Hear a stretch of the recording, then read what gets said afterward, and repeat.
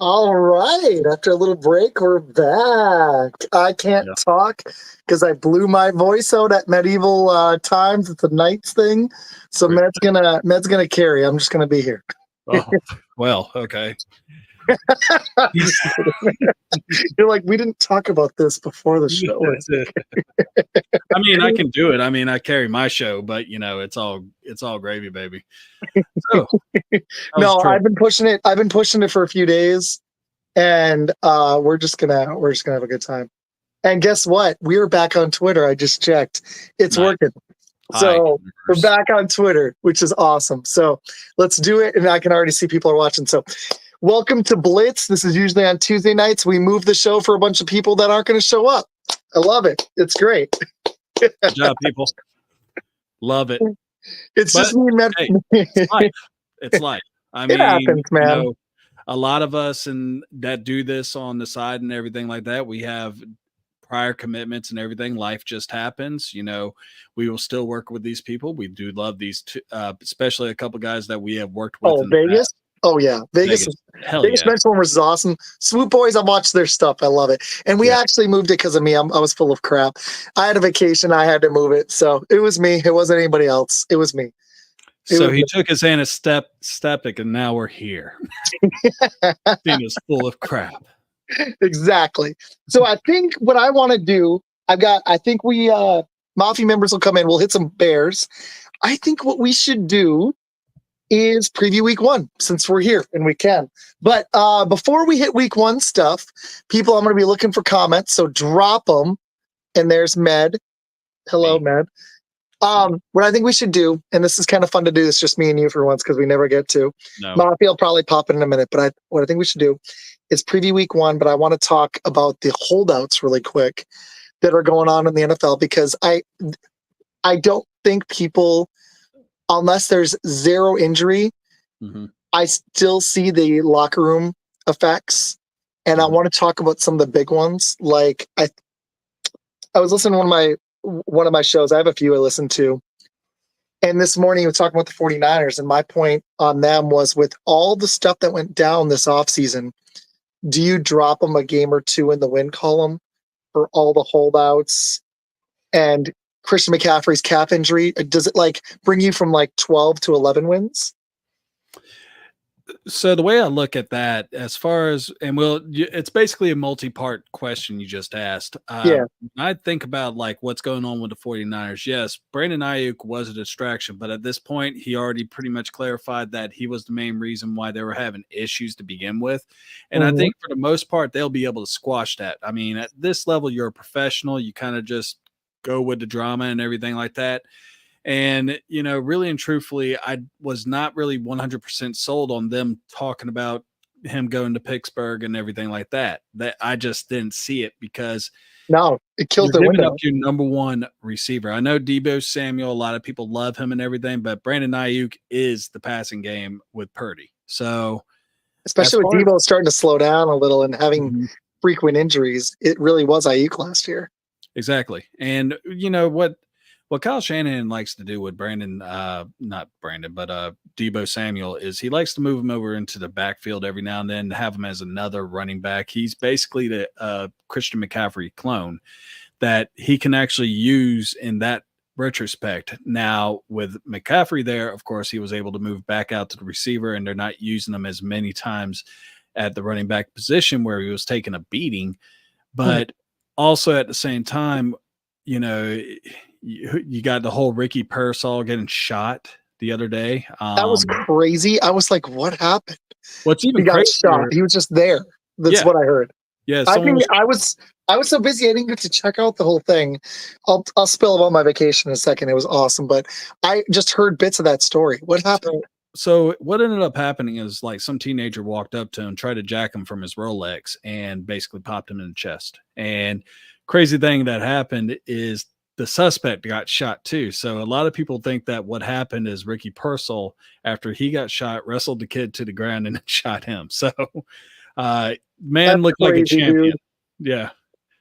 Dude looked like a champion because he walked himself to the stretcher when he was getting loaded up into the ambulance. Like he was holding a towel there, keeping pressure on himself. But They're saying that he might be out for about 4 weeks. What's up, Ben? Sorry, Ben, we'll cue you in a second. Sorry, I'm late. Sorry, no, man, we're happy you're here. You're good. We were.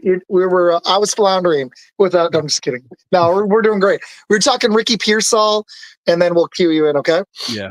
And basically, what happened is he got shot. I think he's going to miss only like a month from it, which is kind of crazy when you think about it. But Brian Robinson Jr. had the same thing happen to him in Washington last year when they tried to carjack him. So, but the last part of your question, when you're talking about Christian McCaffrey, that is what makes the offense in San Francisco go. He is the offense. In fact, last year, I was one of the people that really trumpeted him that he should have won that MVP. He had over 2,000 yards from scrimmage and 20 touchdowns. Extremely impressive. It really felt like best season too. It was his best year, right? Yes. I think it was the second time that he's gone over 2,000 yards, but I'm not 100% on that. But I think he should have got in with the calf injury. That is going to denote you an extra game because even though they got Garado from Louisville into this past draft, no one's Christian McCaffrey. I mean, he was the offensive player of the year last year for a reason and should have been the MVP. That's just my opinion, and it would drop you a couple games. I agree, man. Great take. Okay, so really quick. So Mafia, what I want to do is I want to talk your Bills in a minute. And then only because they're playing first. It's not because I obviously do think my Packers are special. I'm not wearing a Packer shirt today. I'm going to wear one on Friday. I want to talk the Packer game because it's a Friday night game. And I want to talk the Thursday game, and then we'll preview Bears and the Bills matchups too. But here's my question for him and everybody.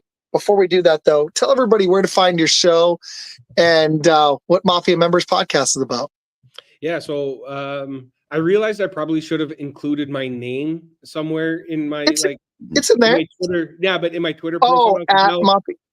What is it? Is it at Mafia Members? What is it? Yeah, anytime anyone comments towards me or sends me a message or whatever, they just call me Mafia, which I guess is kind of cool. But yeah, I should have put Ben as part of the Mafia Members Podcast. But yeah, you can find me on Twitter. It's at Mafia Members Pod, on all social media, at Mafia Members Pod. I stream once a week, so that's why I was a couple minutes late. Just wrapped up a show, and I do one weekly show on Sundays, record Sundays or Mondays, so that it's out during the week. So today was my first. I'm doing a season series, so I interviewed another podcast of the Arizona Cardinals because that's who the Bills are playing. So whoever the Bills are going to play on Sunday, I'm having them on my show in the middle of the week. That's really, really smart. We were trying to do that. That's genius. We tried it for this one. We were trying to get an Eagles guy on for the Packer game. We've been trying to do it, but that's smart, man. It's really good. Life happens. It's all right. It's all right. We had a Chiefs guy that was supposed to come on, but I was happy he was able to fill in. It was my third attempt. Someone had canceled on me or had something come up a couple days ago. So then I reached out to someone else and they referred me to someone else. And I was just in I went on a deep dive of just trying to find anybody. And so luckily I found he was a great guy, great person, knew all his stuff. And it was I had a blast doing it. So looking forward to everybody else who's on the Bills schedule this year. Nice, so man. That's what I'll be up to this season. Okay, so really quick, my question was, do you take the 49ers down a peg with the Trent Williams holdout that just ended, the Ayuk one that ended late, the Ricky Pearsall shooting, and the Christian McCaffrey calf injury? And I've been hearing Purdy hasn't looked great either, but all those things, do you knock the 49ers down a peg, or do you think they'll hum like they did last year? So this is one of the things I spoke about on my show on Sunday. I think the 49ers have the best roster in the whole NFL, better than, lots of people are saying Detroit has the best roster on paper and all that kind of stuff. I think the 49ers are absolutely stacked. I don't remember a season where we went into that we didn't have injury concerns about Christian McCaffrey. And like we said, he just put up 2,000 yards, and he's had a year of 1,000 yards rushing, 1,000 yards receiving. They have no weaknesses. They have Fred Warner, one of the best linebackers in the league. They have Nick Bosa, a great edge rusher. They have what's his name, Travarius Ward, I think, is one of their top-notch corner. Brock Purdy is really the question mark, but he's also like the 10th person on the list of concerns that you have when you're talking about the 49ers. They have a really, really good head coach who schemes up plays well. They have the best left tackle in the league. They have the best running back in the league. They have a top 5 tight end, and they have all these pieces all over the field. They're one of the most stacked rosters so I expect them to just continue to steamroll this whole year. Here's my question mark for both of you guys. It's kind of my statement and a question. Don't they see every team's like this, but the Chiefs stupidly with Mahomes, as long as he's got Kelsey and Chris Jones and some players on defense, it seems like it doesn't matter. Like Pacheco matters too, but they were able to overcome a lot last year with the drops, and then they just kind of figured it out in the postseason because they have great coaching and great defense and one of the best quarterbacks of all time. It's sad that like you've got guys like Allen and Burrow that are like so good, and they're living in the Mahomes era. They're going to have to, beat them. But here's my question about the 49ers. Do they seem a little bit more dependent than other teams on all those pieces working? Because last year, look at the games Trent Williams was out. And Debo was out. The offense did not look the same. And they did lose 3 linemen, if I'm thinking of the right team.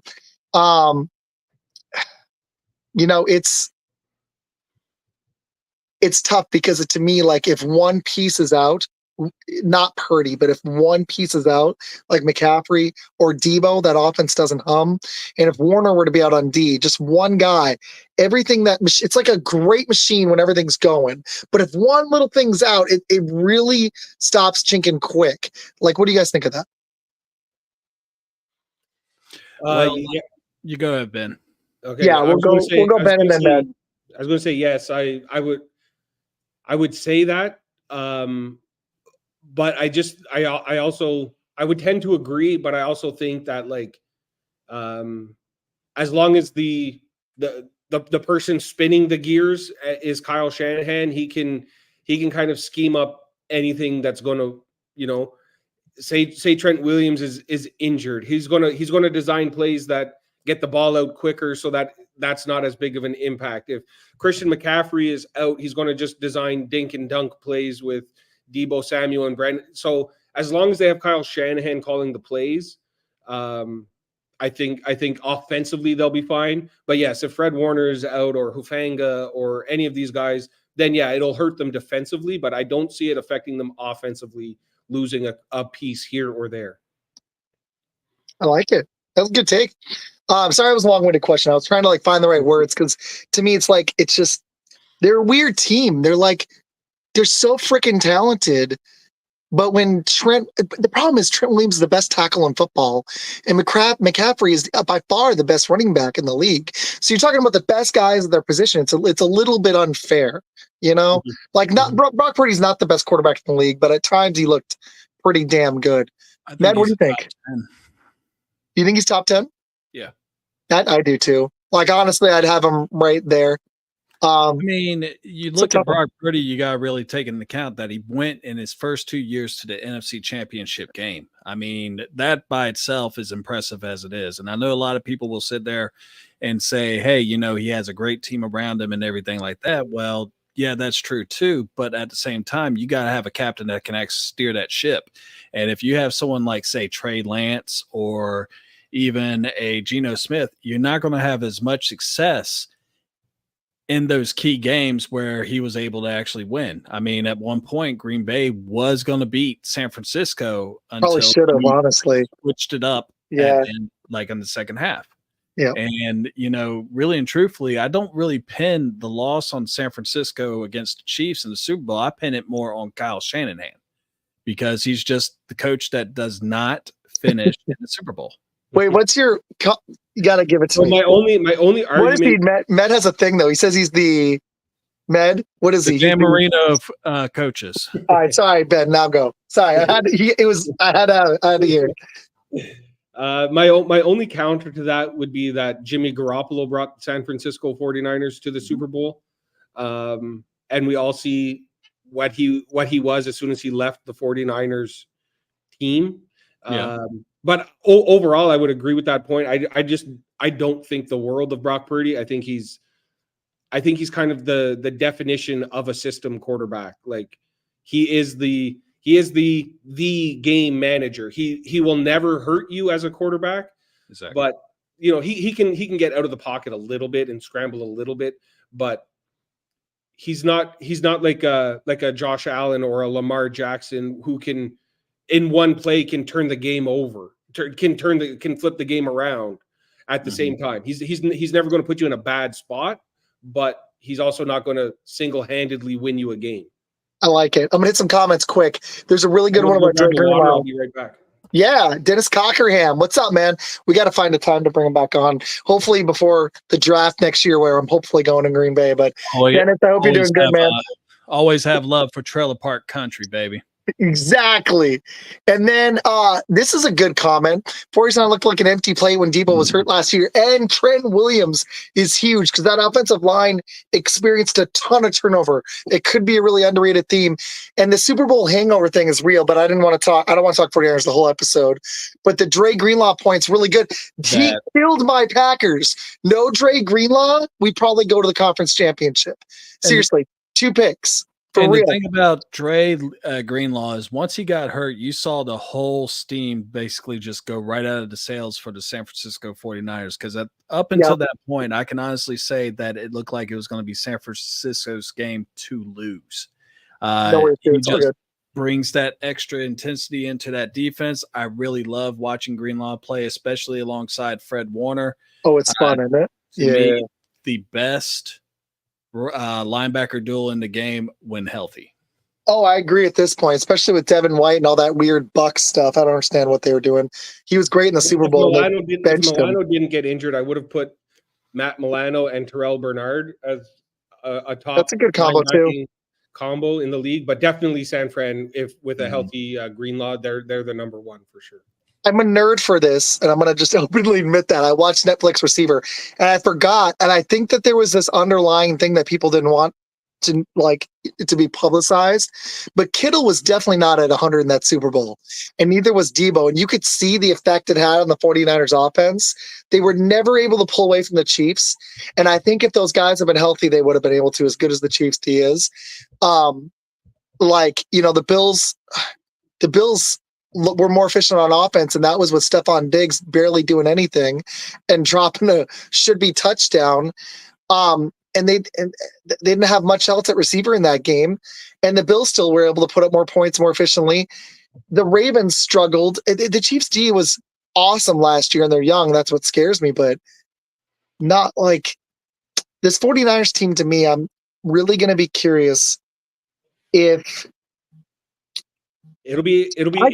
I don't know if their window still is open as people think. You would think so, but it's only happened 3 times that teams come back from a Super Bowl loss to win the Super Bowl the next year. So it's really rare. Yeah, hit us up with those. It'll be interesting to see them. They're going to. They're coming to Buffalo. Week 13, San Fran is coming into Buffalo week 13. I think that's going to be a really interesting game to watch. It'll be after the Bills bye week as well, so we'll be buried in snow in our houses, sitting around waiting for this team from California to show up. So paying people $20 to dig out the seats and everything. Yeah. I might have to head down there myself. I might have to head down there and make some quick cash for the game. Hey, they'll feed you and give you $20. I like it. So one of the things, like right here, Sailor Mouth said that he also loved Roquan Smith and Patrick Queen when they were together. No, I really did love them too. And I'm going to give you a little fantasy tidbit. If you have a chance to get an individual defensive player in your fantasy draft, I would go on Roquan Smith right now, because Patrick Queen took up so many tackles and sacks and everything. It's going to revolve around Roquan Smith. But I picked a Alokan from Jacksonville Jaguars. I like the fantasy tidbit. I picked up Winfield, and then I got Fred Warner. And I was like, hell yeah, because Antoine Winfield was one of the best scorers in the league last year, and you actually got, I think, number 2. Roquan Smith was the number 1 guy because it's all about tackles. Winfield, as a safety, put up ridiculous stats last year. I'm hoping he can do it again. Your boy from Jacksonville I think he was number 2 last year. Yeah. So, but I'm in a dynasty. I'm in IDP for the first time, so I'm excited. All right. Okay. All right. We got Mafia members. As much as I want to talk Packers, and we're gonna talk some Bears, I want to preview the Chiefs-Ravens game too. We got to talk it. Ben, tell you what, before we hit week 1, how are you? We've talked on your show with you. Yes. How are you feeling about your Bills, man? Listen, I'm as confident. I'm as confident as I can be in our team. I think I kind of have 2 different approaches. Of course, I want them to be good, and I still, regardless, I still think we're going to win the division and host a playoff game and win a playoff game. But I can see two ways that this season is successful. If we hit that minimum threshold, and that is we go on a long playoff run and play in the AFC Championship game and possibly in the Super Bowl. Or option number 2 is we use this season and this little bit of playoff experience to get Keon Coleman, Ray Davis, some of our Cole Bishop, some of our defensive rookies, just get their feet wet in the NFL. And after this season, our salary cap opens up, and we can afford to bring in a Brandon Ayuk that we couldn't afford to bring in this year, or we afford to sign a Justin Simmons who we couldn't afford to sign in the offseason and help shore up the safety position, or afford to get another pass rusher on our team. Like, we can just use this season to just get everybody playing loose and free and without Stephon Diggs and without all the drama that comes with that. If we can use this season as a stepping stone for the next season, then I think that's a successful season for us as well.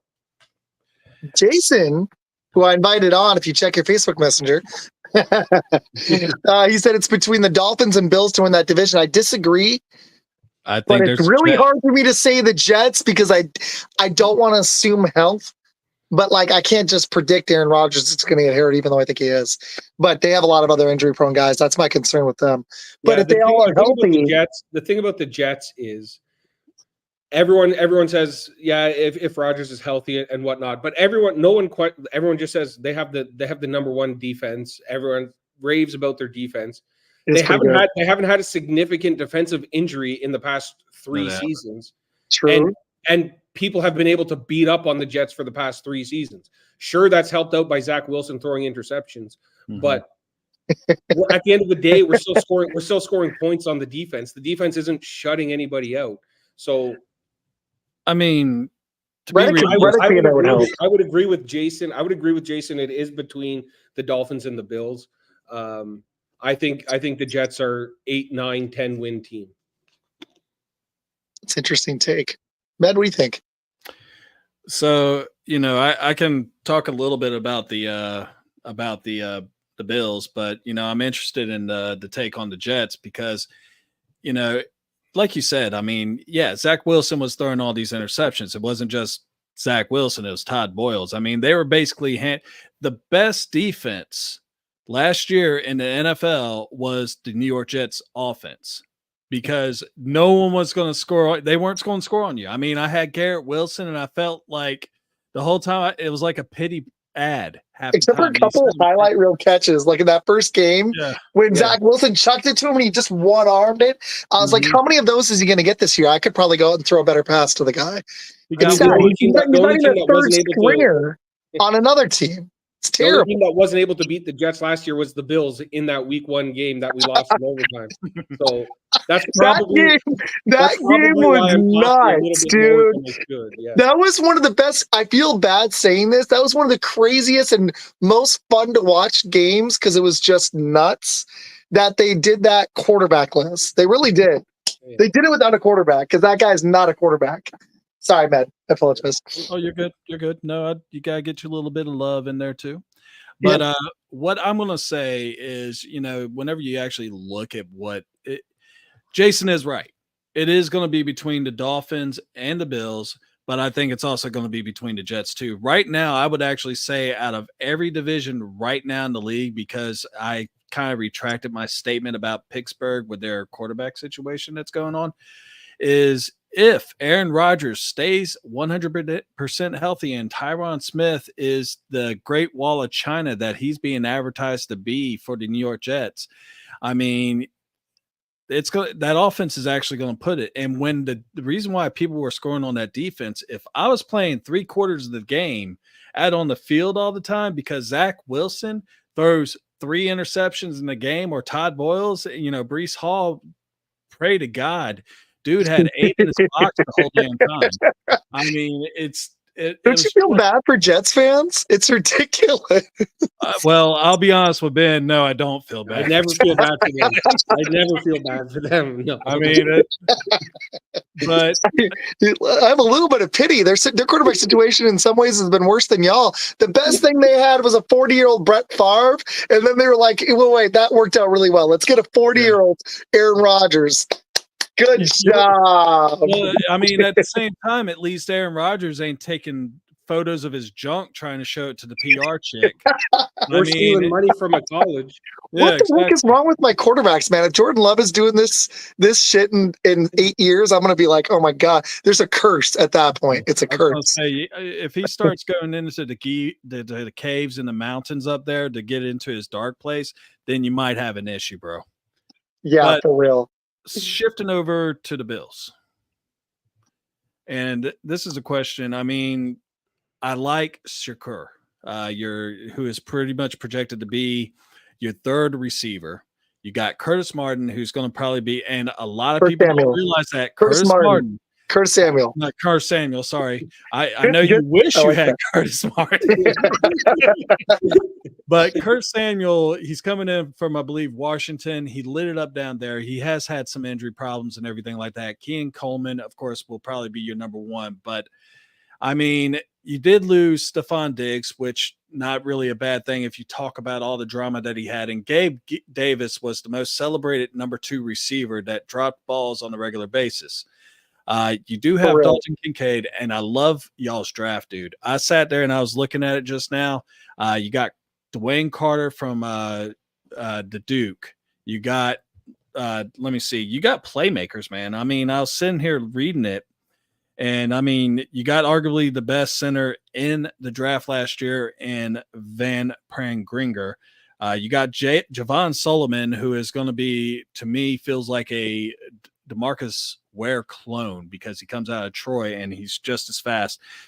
How do you feel like how these rookies are going to actually step into a void that eventually was given up by these key veterans like Diggs and Davis? And, the list goes on and on because y'all cut a lot of people this past year.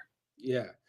That's kind of what I was alluding to earlier. We were willing this offseason to eat a whole bunch of dead cap in getting rid of Jordan Poyer, Stephon Diggs, Gabe Davis.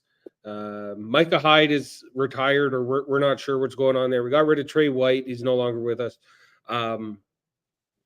All in hopes that, Cole Bishop can step in and play well at safety. And by all accounts, he's going to be a really good safety. Like you said, Javon Solomon looking like he'll be a force to be reckoned with. So that kind of alludes to my earlier point where we're also okay with this just being a growing year and giving that draft class a chance to develop and grow in the league. I agree. That's a good take. I mean, like, I see this, like, if Josh Allen can pull this off and actually get by Burrow or Mahomes in the playoffs, I'd be impressed, because I think that, like you said, they need to develop Keon Coleman, see if Ray Davis can be that number 2 running back behind James Cook, and what James Cook can handle at as good as he is. People forget that he faded after those few excellent games. Can they utilize him with the right amount of touches? Because I don't know if he's a 20 to 25 touch per game kind of guy. He might be better as a 15 touch per game guy, so he doesn't wear out. by the end of the season. And if they can get this receiving core going, frankly, I don't believe in the Dolphins. I'm not sure about the Jets. You guys could steal the division. As tough as the AFC is, I think Baltimore will be good. And I actually believe in the Bengals if Burrow's healthy. But, I mean, they're scaring me right now with Jamar Chase, which I did want to hit. But because that's just dumb. To me, like, I like what the Bills did because they had to move on from Diggs. But why aren't they paying Chase? They aren't going anywhere without him. Like, you could give me T. Higgins and Jermaine Burton all you want. You're not winning a Super Bowl with that as your core. Yeah. It's Jamar Chase that takes the top off the defense. Yeah, we completely, like, while we still had Stephon Diggs, we completely changed our offense, and he was, you almost saw, like, okay, we can replace that production from Stephon Diggs with a rookie and hope that Shakir takes a step up and hope that signing Curtis Samuel is enough, and it's going to be a death by 1,000 cuts versus we're going to throw the ball to Stephon Diggs and hopefully you guys don't stop it. Yeah, I like it. Matt, sorry, I know you were going to say like a couple things there. No, I'm good. You good? Okay. Did you want to hit your question now about the head coach, or you want to do it later? Well, you could go ahead and put it up there, but I want people to actually stew on this for a little bit. Stew on this. Coach to get, who's the first coach to get fired? Okay. All right. Let's we'll touch that up after we talk about everything else. That's gonna be fun. Okay. Let's talk that Bills Cardinals game since we got a Bills guy, and then we'll hit we got Mafia here, we got Ben. Let's do it. That is the biggest spread of week 1. What are your thoughts? Because I think you guys got it in Buffalo, but Arizona's a sneaky team for me. I think their defense is going to be trash, but that offense is going to be scary good if it's healthy. What are your thoughts on that game? Yeah. Well, I actually just had like I said, I had the Arizona Cardinals guy on my show. He kind of talked me down a little bit. I went in there thinking, my head was this big, and it's going to be a walk for us to win. So it was like this big, and then you're like, oh no, it's really here. All right. They were last year. They were the 6th best rushing team in the league, but they were the 32nd best passing team. They were the worst passing team in the whole entire league. Part of that is because Kyler was out, and the other part of it was because they didn't have anybody to throw the ball to. Getting Marvin Harrison Jr., one of the best wide receiving prospects we've seen in a long time, is going to make them a little bit better just off the bat. We have weaknesses in our defense at corner and at safety, so that's going to make what's his name, Trey McBride and Marvin Harrison Jr. They could cause some problems for us. Ultimately, I think we win. I think we're going to win by 2 scores, but I don't think it's going to be like a high scoring game. I think the over under was set at like 42 points or something like that. Over under is actually 48 now. 48? There's no way. Like, I think we're winning, like, it's going to be like a 27-14 kind of game. I think Josh Allen's good for that, especially I was talking to a coworker today. Josh Allen at home, I don't have his home record up, but Jason will get to the Packer Eagles right after this. Yeah, Josh Allen at home again in this game should be money. That's what I'm thinking. But I'll say this. I think there is a chance it's a 1-score game because I think Marvin Harrison Jr. in his rookie debut could just freaking wreak havoc. But I still think you guys win. This guy's special, and sometimes they just have a freaking ridiculous first game. There's no tape on him. That was there is no tape there. But I've been saying all along, I think we're lucky to play them in week 1. If we had 6-7 weeks of them getting on the same page and playing together, and Harrison figuring out the offense and figuring out NFL speed and figuring out NFL coverages, I think it's very scary for the Bills to play them at, say week 10 on from the season, but I think we're lucky with week 1 matchup, and I think ultimately we'll beat them. My ego talking a little bit, but I don't think it's going to be particularly close. I think there's a chance Josh Allen has like a 3 or 4 touchdown game. Marvin Harrison could have 2 or 3 TDs, or McBride could have 1 or 2. It could end up being it. The funny thing is, I actually think that over under. It depends on how y'all's defense actually is, because I know it's like you lost these key contributors, but you guys did have other people coming up. So it really comes down to your defense for me, because I don't buy the Cardinals defense on the road in Buffalo at all. Mm-hmm. So y'all have some young pieces though too. Med, what are your thoughts? So I think that it will be a Buffalo game. I don't think it'll be by 2 scores. I think it'll be like closer to like, well, I guess you could say 9 points, 8 points would be scores. Yeah, that's what I meant by 2 scores, like a touchdown and a field goal. And I mean, last year when you were discussing the fact that they were last in passing, Kyler Murray wasn't there, but Dobbs was, and he's mostly a running quarterback. And, it's kind of impressive when you really look at the fact that they had a 6th rated rushing offense, the Cardinals did, with James Conner as their lead back. I mean, he was great last year. Just as fast as he can, and I'm a 300-pound male. But they did actually get a really good rookie in the name of Trey Benson out of Florida State, who will be very dynamic. He might not be able to actually do much with how this team is going to be at this moment, but later on down the road, he'll be definitely one of the things to look at whenever you start to really see where the rookies are being paced and everything like that. But I think you're all going to win it. And I mean, Josh Allen has a running game that can actually help him out now. He had James Cook, and a couple years ago, you had Zach Moss, and Devin Singletary, but it wasn't like it is right now. Izac could tell you how much in love I am with Ray Davis. I just think he is. Izac Estime was his number 1, I think, and then it was Ray Davis. I could actually say that. Yeah, it was like 1A, 1B. You're at the prom, you're looking at your date. It's one of those 2 dudes, and you're like, you know what? I'm not going to lose either way. So, but you got Ray You're Davis. You're like, either one, man. It's like either one. Well, the one thing between Ray Davis and Izac Estime is the fact that Ray Davis actually has breakaway speed too. And he has no problem running up the middle. I mean, he had 1,000 yards at Vanderbilt. It's Vanderbilt.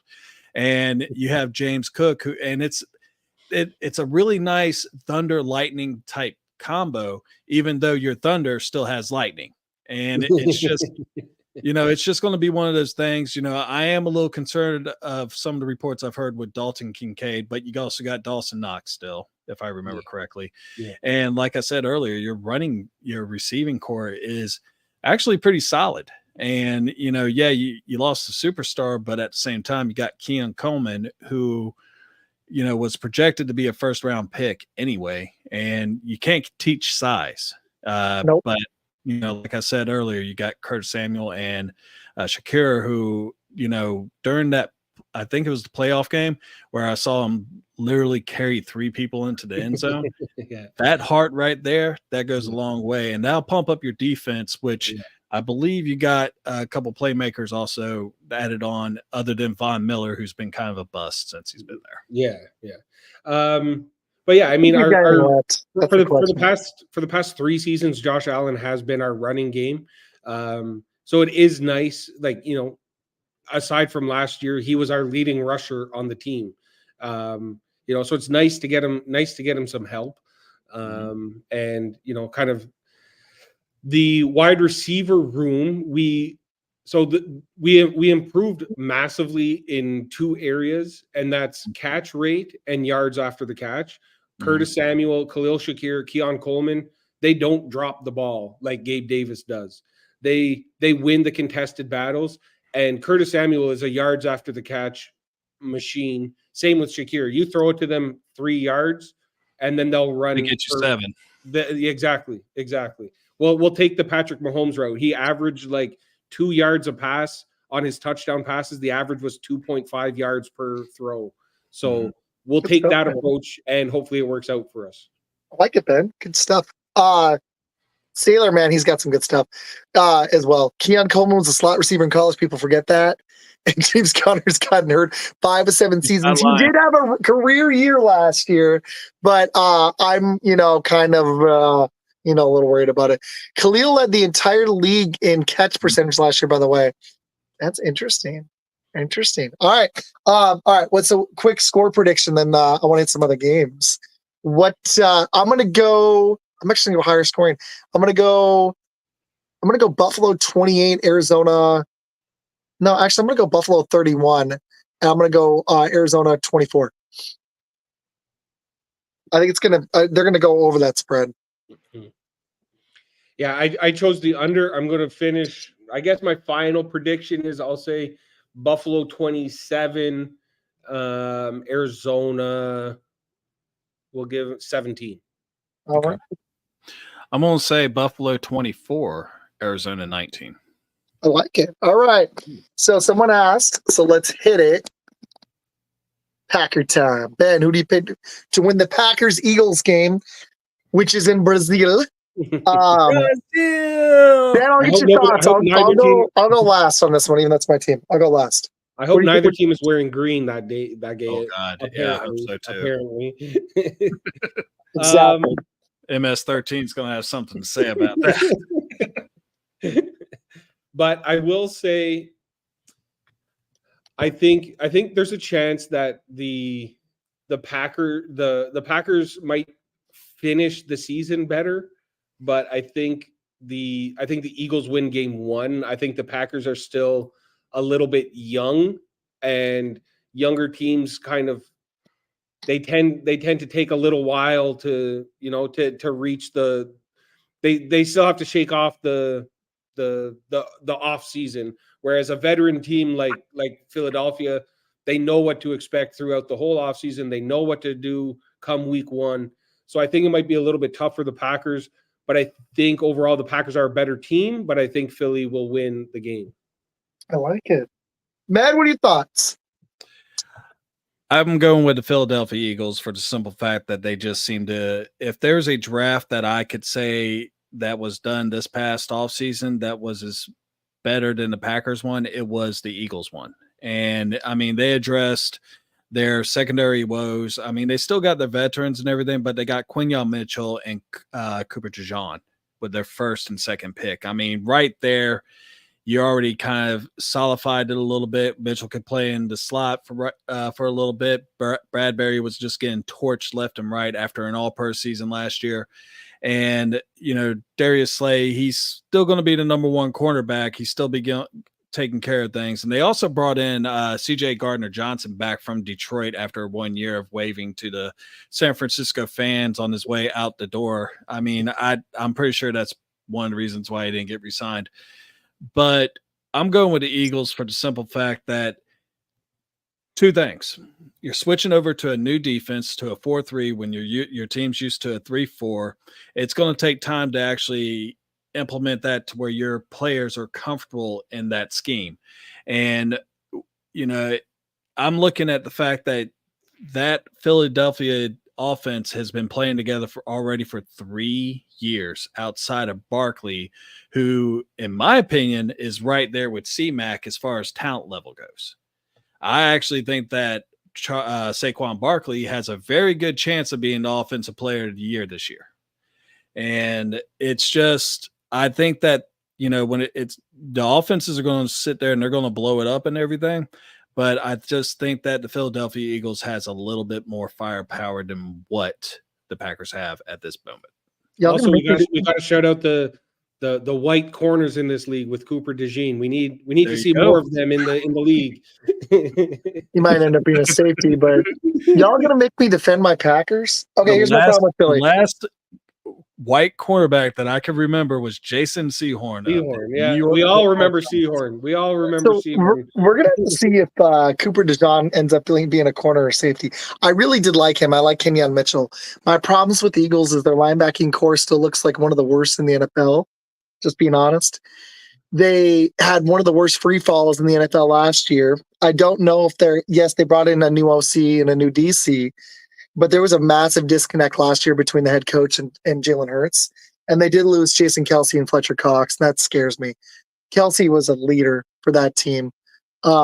frankly, I don't know where to go with Philly this year. They look like one of the biggest boomer bust teams in the NFL, even more than Green Bay. Like, I don't know what to make of them. I could see them being a Super Bowl contender or missing the playoffs. I'm not joking. Like, I don't know if they're about their offensive line. They've got a lot of young contributors. That offense didn't hum last year. Saquon's great when healthy. He's been good, but I don't know if it's still the same Saquon from rookie year or even 2 years ago. He's taken a lot of punishment. But I like his talent. I just don't know if it's still there. We're gonna find out. These are I would say all this stuff even if they weren't playing Green Bay because like I'm trying to make like my division picks, and I think they should clear Dallas easy. But I just don't know with this team. It's weird. There was something wrong last year. You don't go 10-1 and then go 1-6 and flame out the way they did in the playoffs. That was bad. Remember that year didn't work. Did it? They started like 11-0. The Steelers started 11-0 and then lost every single game from then on out. Mm-hmm. Yeah, it's. I liked their draft. I liked bringing back Gardner Johnson. They still just refused to address linebacker. They didn't really address the center spot early. Kelsey's amazing. They did get somebody, but I don't know. Like, it's a weird team. They still don't. I don't love their third receiver. They need that position to wake up. I don't know, man. They brought Hurts was banged up last year though too. So, well, the Eagles also brought in Johan Dotson just a couple weeks ago, and also, which I mean that was solidified that third receiver, like you were saying, and they did bring in. Wait. Philadelphia Oh yeah, they brought in Eagles Dotson royalty. from Washington. That's right. I forgot about that. They brought in Philadelphia Eagles royalty with Jeremiah Trotter Jr. from Clemson to actually come in and actually start to really do their thing. And I want to say that there was a couple of linebackers they went in because, let's be honest, they were trash last year. Once Edwards and all of them left, I mean, it was a gaping hole in the middle of that defense. That defense was worse than mine, honestly, on both and in the pass D and the run D. That pass rush early in the season, Carter looked great. You know what happened in the second half? It was even worse than Micah Parsons. There was no pass rush. They were getting pushed off the defensive line. The linebackers couldn't cover. Their secondary was actually probably the best part of that D, but it couldn't make up for the rest of that. Defense was just getting gashed. I don't know if they made enough improvements. I do like them in this game, but I'm still going to pick the Packers because I'm a homer. It's close, though, if I'm being honest. Spread's only 2. Speaking of question marks at the wide receiver group, I think Green Bay has a lot of question marks at wide receiver. It's similar to the Jets with Aaron Rodgers. Can our wide receiver room stay healthy enough to be good? You know what's funny is that happened last year though, and they had struggles at moments, and they still ended up having one of the best passing attacks. Didn't one of them get injured in training camp? Was it Jaden Reed got injured or something? Or no, Christian Watson got injured. It was Romeo Doubs. Romeo Doubs is hurt right now, and that's my thing. I think Christian Watson's not going to stay healthy, and I think it's going to be Dontavian Wicks and Jaden Reed. And I'm going to be curious if either of them can excel and be a number one, like they look like they both could be at the end of last year. Dubs had his moments. He was torched the Cowboys D. I mean, I could have torched the Cowboys D in that playoff game. That was pitiful. That was like a Madden game when the other guy just goes to prevent and you're like, okay, boom, 40-yard pass. And it wasn't, but the thing is, it wasn't a prevent. It was actually more like a cover 0. Ooh, Med with a fiery question. Will Watson be on the Packers at the trade deadline? And I agree with Sailormouth. If Watson goes down, everyone else stepped up. My problem with them isn't if one guy gets hurt. They had Dubs miss time last year. Watson miss a lot of games. Aaron Jones missed time. And we actually ended up with our starting tight end missing time. And we still had, by every advanced metric, by the end of last year, a top 10 passing attack with the youngest receiving core, one of the youngest in NFL history. Mm-hmm. And now they have more continuity. I wouldn't pick a lot of them in fantasy, but I'm not concerned about it. The only thing I'm concerned about is if Jordan Love, if people got tape on him, how is he going to figure that out? Is it going to be the second half Jordan Love, or is it going to be the first half of last season Jordan Love? That's what I'm thinking. But in this game, the reason why I like Green Bay is I still don't trust the Eagles' run D at all, and I think Josh Jacobs could have a day. And I think that's why I'm going to pick him. It's only a 2-point spread. I'm going to go by like a field goal. I'm not feeling amazing about it. This is gonna be a tough pick for me in my pick'em, honestly. I'm gonna be previewing this on Friday night on Fun Football and right before the game. And this is a tough one, man. It's one of the hardest ones of the weekend, in my opinion. The Eagles have a lot of firepower, but they had a lot of firepower last year too. The only difference now is they have Saquon Barkley instead of DeAndre Swift, which is an upgrade. Huge And that's about it. And they lost pieces on their offensive line. And it just didn't hum last year. Is Kellen Moore going to fix that? That's my question. I don't know. Yeah, we're going to find out. I don't have much faith in Jalen Hurts as a quarterback overall. Mm-hmm. I think, like I said, I think Green Bay is the better team. I just think that they're like you said, they're a bit younger, and I think the more veteran team will come more ready in week one, and that's really what it'll. Especially if it's a close game, that kind of experience and time played in the league becomes more important. And so I think if it is a close game, then that kind of gives Philly the edge. I would think so too. If this game was, like I said, if this game was week 14, it's Green Bay all day. But since it's week 1 and you're still trying to figure everything out, I think you have to go with a little bit more of a veteran team. But my question is, it's like, I guess it's recency bias. The last things I saw from Philly last year were pretty pitiful, and you could tell it was a little bit of a Super Bowl hangover. But I'm just wondering if that's going to carry over to this year, because the way Green Bay finished was one of the hottest teams in the league, and the way Philly finished was one of the worst teams in the NFL. Mm-hmm. So that's that's another thing too. They can either go one of two ways. It's either going to carry over, or they'll be super eager to shed that narrative and say, no, this is the team that we actually are, and this is how we want to play. And we brought in a new offensive and defensive coordinator, and this is Eagles football. I agree. Matt, what you think?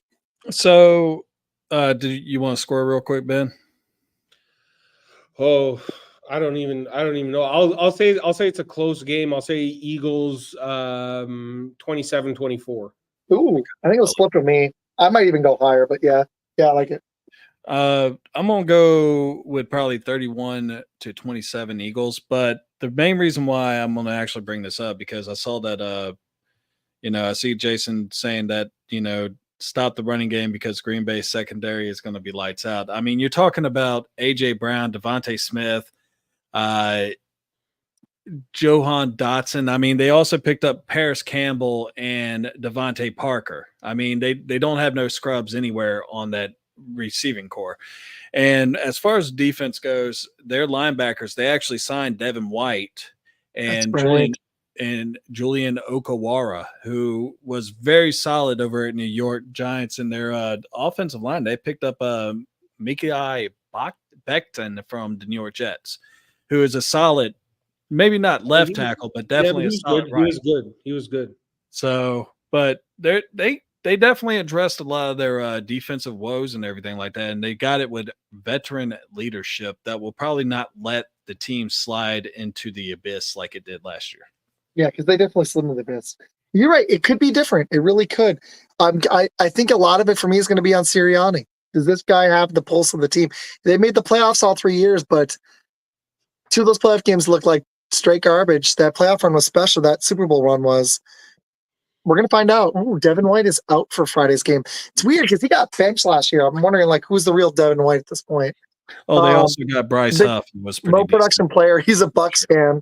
And it's weird because Devin White was amazing for them a few years ago, and he's not that old. The Devin White thing's a weird one for me. All right, Med, you ready? I guess. Can we talk some Bears? We can. Let's do it, man. What you got? Why'd you start? Why don't I go ahead and start? So I am a cautiously optimistic Bears fan. That is the best way I could actually classify myself. I got some other Bear fans that'll sit there and say we're going to win 12 games. Go ahead. My wife's you're good. My wife's going to go grab something I'm just going to say goodnight really quick. Or she's going to head out for a minute. So keep going. Mucho besos.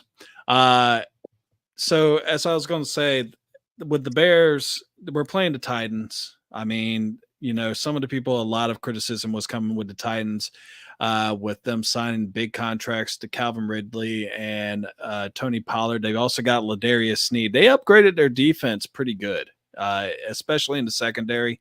But when your quarterback is Will Levis and he tends to overthrow people left and right. Now, Calvin Ridley is the guy to have with that issue. I mean, it is what it is. But, as far as the Bears go, I think that there's just been too many upgrades on this offense. Caleb has looked phenomenal in the preseason. I know it's the preseason, but he looked pretty damn good against ones. The only thing I wish they would actually be able to do is punch the ball into the end zone. Can't do field goals or anything like that. But really outside of the Titans offense, there's not really many people that really scare me with the Bears defense. I think low key, the Bears defense could potentially be a top 5 defense this year. I stepped at the right moment. I like it. Med's like, we got a top 5 defense. I love it. I mean, when you think of Chicago, you think defense. So, but that's what I'm hoping the Packers offense is. I'm hoping they're top 5 offense. They're extremely young, but I'm hoping for consistency. And that's what I'm hoping for you, because that's been your bread and butter.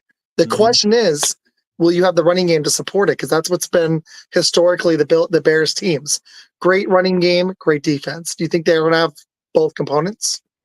I think that they're going to have a great defense. The running game is – I think we're transitioning into the new NFL for the first time since the 1980s. I mean, like you just said, our image has been just run the ball, play great defense. I mean, we have – 3 Hall of Fame middle linebackers that has been in our franchise history. We've had 4 or 5 Hall of Fame running backs. That's what we're known for. What we're not known for is throwing the ball.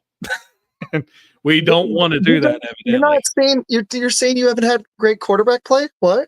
Well, when Ben was talking about Josh Allen being the leading rusher for his team the last couple of years, I fully understand that. I had Justin Fields, I had Mitchell Trubisky. We couldn't pass for shit. So I mean, it is what it is.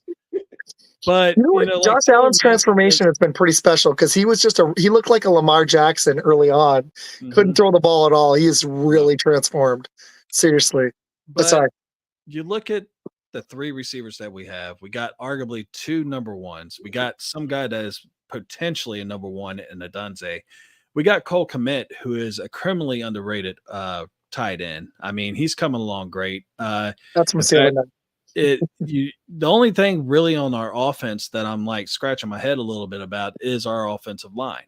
As far as the defense go, I think we're straight. We got Austin Booker, who was a steal for a 5th round pick. We got Montez Sweat, who transformed that defense almost like Khalil Mack did. You got a good punter too. You got a great punter. You're the best punter in the league. 4th round. Aren't you really high in the draft? Didn't you take one like 4th round overall? 4th overall. I love that pick. When it happened, I was like, I'm gonna just grill Matt on this. I'm gonna be like, why did you get the punter if you invested so much on offense? Yeah. Well, I mean, and what's funny is I'm surprised they went with Roma Dunze and not the punter. They should have taken him. He's that great. Right? They probably should have taken him in the 1st round. Well, I mean, what kind of confidence does that really show your number 1 pick, Williams? I mean, but you look at the running backs. I like DeAndre Swift. He's an upgrade over Khalil Herbert, who had a really good year last year. And they're really going into more of a receiving back type backfield with Herbert and Swift. Roshan Johnson can get you to good, tough yards. You need 3 yards, you're getting 3 yards. He's good. The only weak spot I really see on our team is really the offensive line. And I mean, all that takes is coaching. And, new offensive coordinator, new defensive coordinator. Other than the head coach, I mean, that's a fun comment. Yeah. That's very true. Peter's great for his Bears takes. I love it. Okay, so I'm a little surprised that y'all Sauce gets away with a ton of holding. He does. Unfortunately, they don't let the great ones get away with holding. Okay, really quick. I want to hit this Bears-Titans game, man. It's only a 4-point spread. I was a little surprised to see that when I looked at the lines today. Because I started, I was like, ooh, pick time. We're actually like, the NFL is here. I'm really excited. Obviously. And now I can't talk. It's freaking perfect. Love Good. it. Yeah, it's great. I'm Green surprised light. I'm surprised the line's only 4. I don't believe in Tennessee. To me, their title, if you were like having these fun little titles for each team, the one for the Titans should be spent money, but we still suck. Because that's what I think of Tennessee. They're not, I don't believe in Will Levis, man. I don't see it. And I don't see it, dude. That's the big question. I mean, he actually did all right last year. He had 8 touchdowns to 4 interceptions. Was it 4 in one game, though? Like, he had a great game, and then he fell off. He had one great game, and then the rest were kind of iffy. But once again, you're talking about the Titans. I mean, this was a team that was line it up, hand it to Derrick Henry, let him pound it out, and hope for the best. Receivers go – it ain't Chicago that the receivers' careers go to die. It's Tennessee. I mean, just look at what they've had. I mean, A.J. Brown leaves Tennessee because of a dumbass move by the GM and goes out and becomes an all-pro in Philly. It's just astronomical what goes on in Tennessee, but they brought in Tony Pollard, like you said, spent a ton of money for crap. So Manure Man sold a ton of crap, evidently, but I was more happy about Tajay Spears. I thought he really did a lot last year to impress. And they're doing the whole running back committee, which is I was going to say, do you see committee even though they spent on Pollard? Because that's what I see.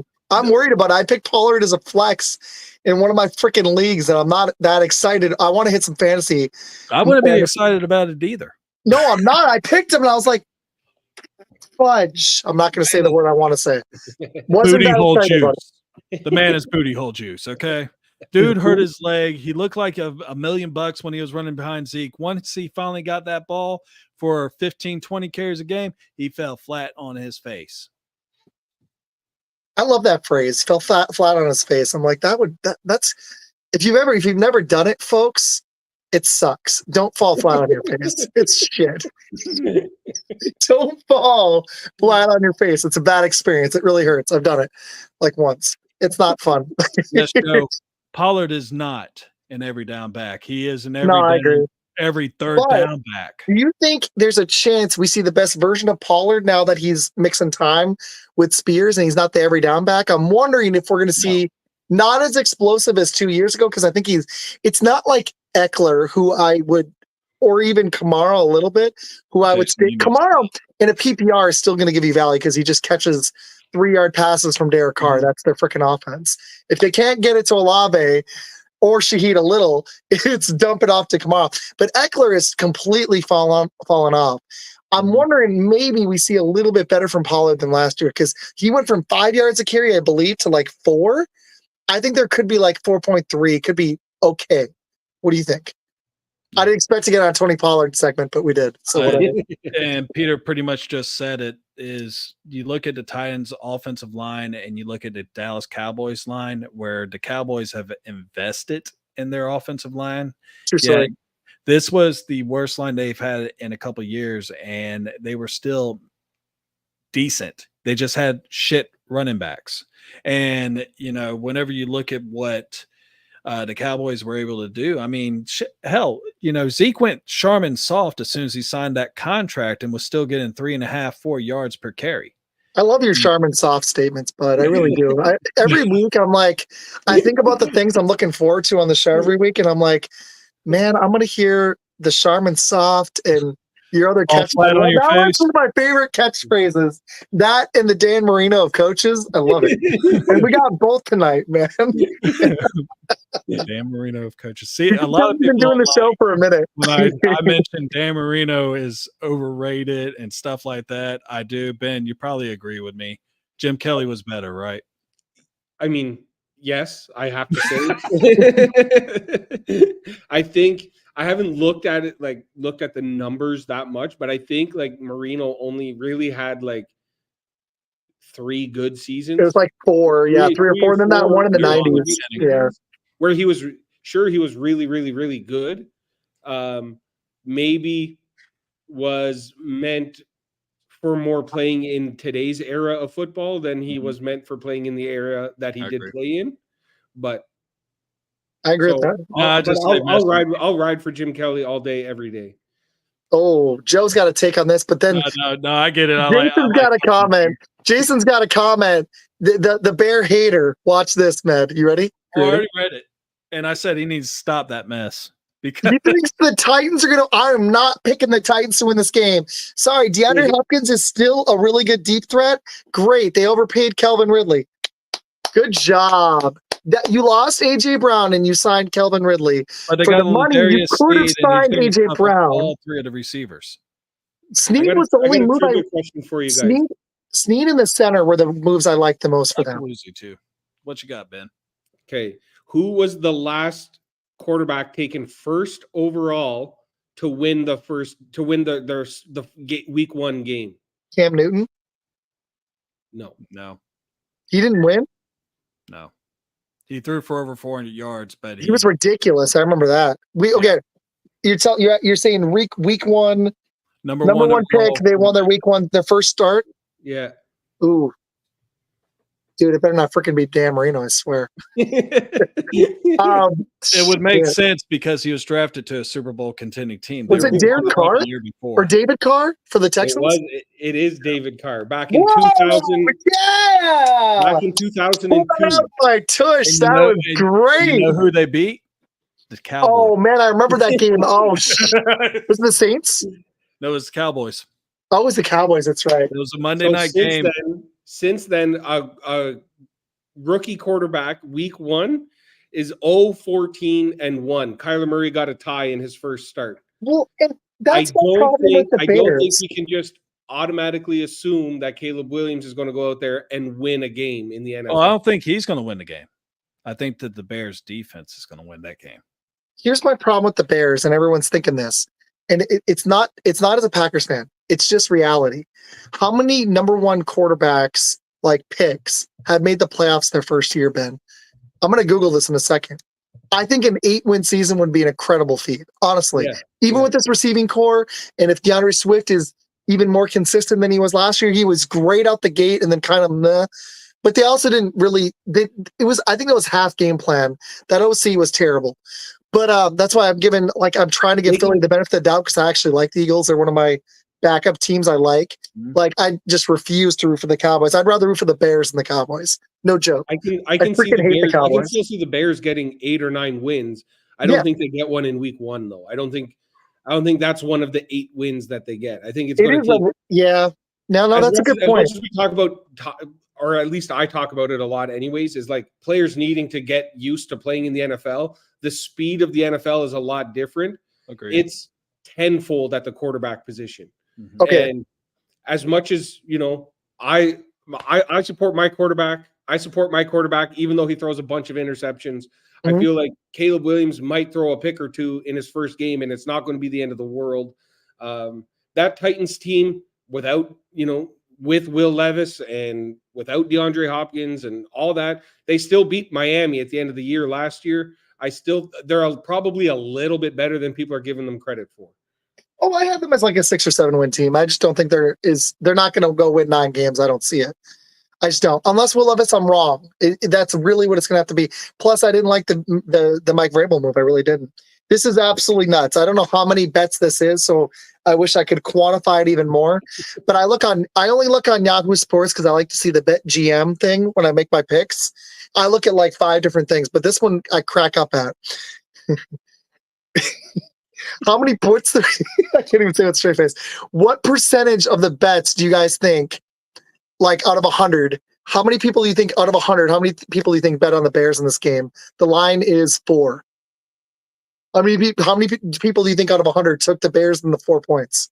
I mean, I could see like maybe 15. 95% bet on the Holy Bears. Shit. I was going to say 100. Yeah, that's why I was cracking up. I was like, damn, that is like heavy slant. I think the line's going to move up.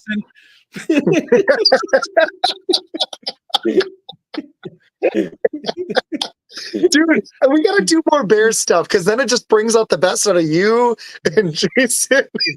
It's freaking great. Ben, this has been fun, dude. I can honestly, the wife's went to go hang out with a friend, and I'm white, but I could go for a while. We had some fantasy questions I want to hit in a little bit, but let's make our picks on this one. That was a blast. I'm gonna go Bears, actually. I'm honestly gonna do it. I'm gonna be with the 95% of humanity. Ben, And it was 84% of the money too. Sometimes it's a bunch of bets, but then it's a crap ton of money. I've seen it flipped. Like 2/3 of people pick one way, but then it's like all the money was on that little portion. It was still 84% of the money on the Bears. Yeah. So what's the over under? 45. They think there's going to be 45 points in this game. I don't know about Yeah, where that. are they seeing it? What's the weather? It's in Soldier Field Sunday. It was sloppy weather. I could even see it being way lower. Yeah. So I would definitely take the under in that game. I think Titans win a close one. I think it's like maybe like a 17-14 game, like a 20-17 game for the Titans. Joe, you need to come back on the show and just let Med have it. So whenever you want to come back on, because I want to see you say that to Med's face. I got plenty of Raiders takes, Joe. Plenty of Raiders. No, that's fair. I think it's going to be a low scoring game because, like you said, Caleb has got to adjust, but I think the Bears are going to pull this one out 21-14. I'm going to say that the Bears win. I don't know about this Titans D, but you're right. It's a rookie quarterback, but they also don't have tape, so I could either see him scoring a bunch of points or not a lot. I'll go 24-17 Bears. So that's still under on the points, though. So, you guys want to talk Chiefs Ravens? You want to do it? You ready for this opener? Let's do it. Let's do it. I've been waiting for this one because I'm excited and I want to know your guys' thoughts. I was initially leaning Chiefs, but I think that there could be a pissed off Ravens team from losing that conference championship. What do y'all think? Do you think the Ravens win this one? What? And we could talk about their off seasons too. I don't know what to make of this one. I'm going to run really quick, but I've been holding it for a while. I don't know. Like, this is hard. The over-under is 47. The percent, this is crazy. This is an example of what I was talking about. 70% of the bets are on the Chiefs out of 100, which is a lot. The line's 3. But 86% of the money is on the Ravens. So people are putting big money on the Ravens, but more people are betting on the Chiefs. Not just from BetGM. I'm sure there's a bunch of different examples. So I don't feel good about this game. What do y'all think? Yeah, I wouldn't put any money anywhere on this game just because it's two really good teams that kind of perform well in different ways. Like we know Kansas City. I think Kansas City might be in the easiest division in all of football because the rest of the teams in that division are just pretty bad. So we saw last year Kansas City lost week 1 against Detroit, and it didn't affect their season at all. They're not really going to be coming out here fighting for anything. And it's not the playoffs, so Lamar will play really well. So I would go Ravens. I would lean Ravens because I think Kansas City is kind of going to coast through the regular season, and once the playoffs start, then they'll amp it up and kind of push for that 3-peat.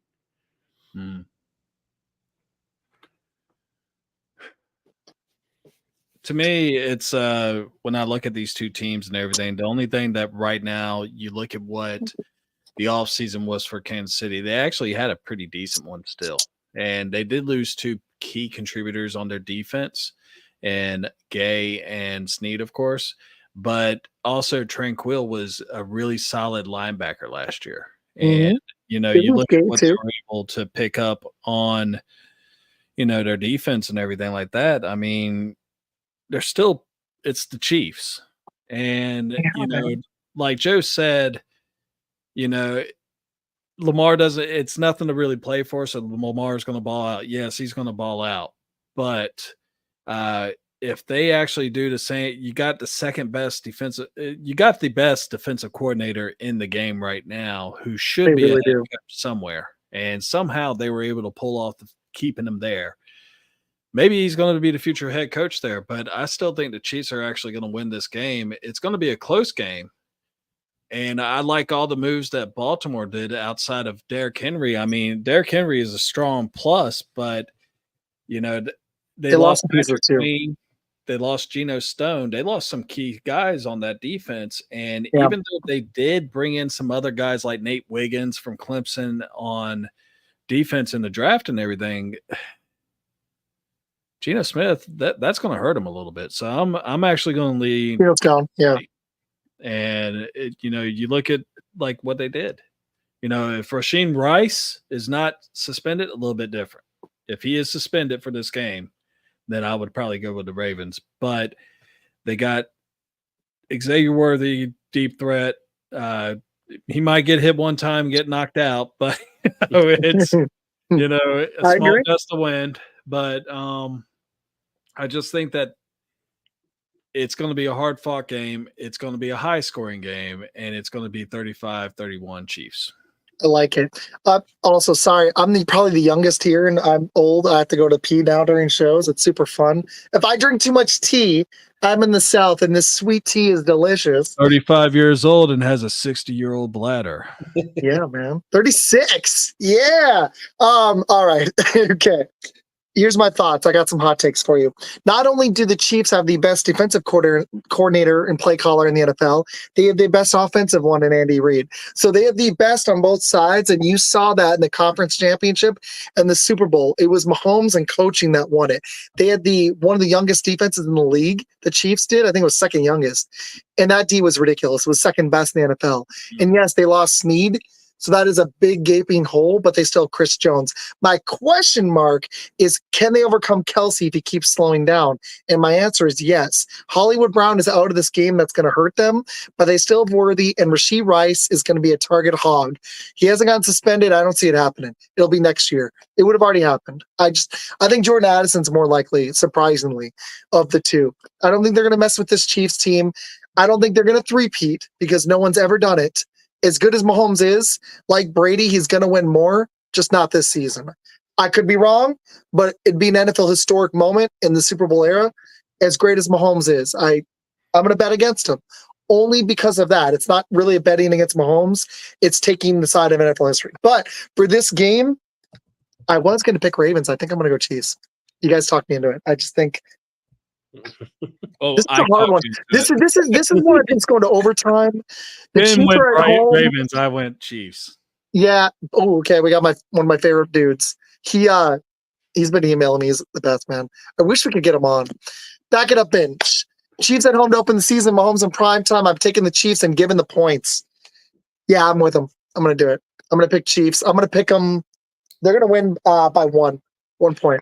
And another thing, like you were talking about with Travis Kelce, is with their fourth pick, they picked up a pretty decent tight end and Jared Wiley from the Texas Christian University. So not only did they got Noah Gray, who was okay for a backup tight end, they got a really solid one and probably the heir apparent to Kelce when he retires in 2 years to become the Mr. Taylor Swift. Hopefully. I'm just kidding. For him. Did you guys say, is there any other games you want to hit? I know there's some other good ones week 1. Ben, did you pick yeah, I said I would go with the Ravens. It's going to be close too. It's close. I think like Med said, I think it's going to be a high scoring game. But like I said, I think the Kansas City is just going to kind of coast through the regular season to get ready for the playoffs. So that way they do, even if Travis Kelce is old and slow, they get the best out of him during the playoffs and, not wasting him in week 1. I think they're a team that has all the experience in the world and they know that week 1 game really is not going to impact their season. Not to say that they're not going to try to win. I'm sure like everybody goes out there to try and win, but I don't think it means more to the Baltimore Ravens because it'll come down to playoff seeding and they'll want to finish higher than Kansas City for playoff seeding at the end of the season. So I think it means a little bit more to Baltimore. So I think they'll go in and I think a final prediction, I'd say it's going to be like a 35-31 kind of game for the Ravens, 36-31, something like that. I like it. My uncle's watching. That's cool. And Mike, Man of Steel. My uncle Mike. We did a. I love him. I actually like him a lot because anyone that sits there and runs like they did back in the 70s, like the Earl Campbells and Mike Allstats, you got a friend. You got a fan in me. You got a friend in me. I agree. Thanks for watching, Mike. That was cool. Throw some more comments in. Okay, I do want to hit fantasy, and I didn't mean to leave it for this late, but we've done a lot of fantasy stuff recently. If you scroll up a little bit, there was actually a Keenan Coleman question. Yeah, there was a Keenan Coleman. Tell you what, I'll hit my Cowboys because they've got a good game in the Rams-Lions game. I'd love. Ben, how long do you have? I got another 10-15 minutes. Okay, we'll try to breeze through the last couple because that Jets 49ers game, the Rams Lions is a rematch if we have time, and that Cowboys Browns game looks good. Yeah, there was some good ones early. There was a Keon Coleman comment. There we go. John Danley. Where did you get Keon Coleman? Oh, where did Keon Coleman get drafted in your leagues? I'm curious. Dude, I would have to look back. It was pretty early. I think it was 7th round-ish for me. I was going to say around the 7th, 6th round. Yeah, 6. Yeah, it sounds right. Yeah. And I've been in Isaac could tell you, oh my God, I've been in so many freaking drafts. How many you done, dude? I even got asked to go draft for somebody. I mean, I'm just ripping it up. You got to do them old school. I'm so freaking jealous. I want to do that next year. You did 2 of them old school, right? You did 4 old school, not internet? How long do they take, though? 3 hours. Each? Yeah. See, that's the only thing that sucks, but it's a fun experience, I'm sure, right? Well, when you sit there and you're talking shit to your buddy, that just sniped you. I mean, that's the way to go. That's all I did all weekend. So, Ben, I just got back from Arizona, and me and my buddy, seriously, he fired off. I'll just say it on the air. I don't care. He looked at my brother. He's like, at my younger brother, he's like, Izac here. It's not a full box of crayons, but you're a 64 pack. And he fires back at him. He's like, what about 128? And then I was like, man, at least I got some color. You're all blacks and grays and browns. Depressing. That was like the basis of my weekend. Like, it was great.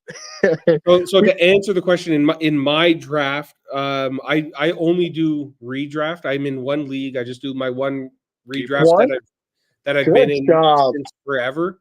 So I tried to do 2-3 leagues before, and I don't like watching football when I have a guy who's playing against me and playing for me at the same time. Yeah, I don't know if I want him to do good or if I want him to do bad.